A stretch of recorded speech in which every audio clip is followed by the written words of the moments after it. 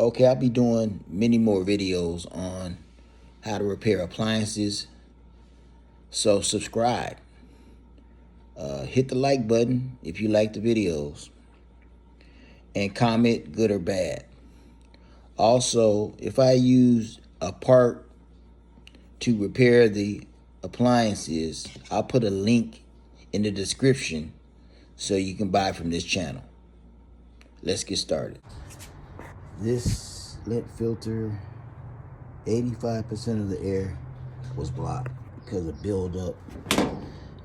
I'm not really sure. I'm thinking maybe lint filters, fabric pads, sheets were blocking it or something. Dryer took a long time to dry because of the blockage of what's on the, I guess the net or whatever the material is. So it blocked all the air going through.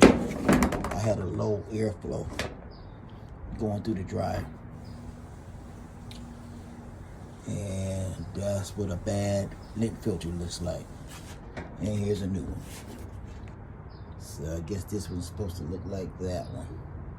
But you can see the brand new and airflow going through there. You get a good airflow going through your dryer. So when you have a low airflow, or a lot of times the dryer taking a long time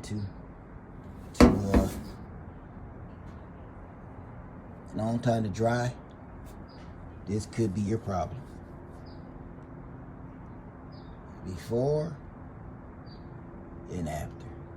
So air will flow through that really good. This one will take a long time, and if you take out the back duct and put your hand back there, you see that you got a really low flow.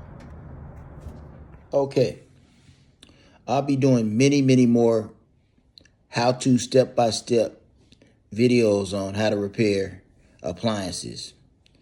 So hit the like button, comment, good or bad, subscribe to the station so you can see these videos. And if I am using a part to repair the appliance, a link will be in the description so you can buy from this channel. Have a good one.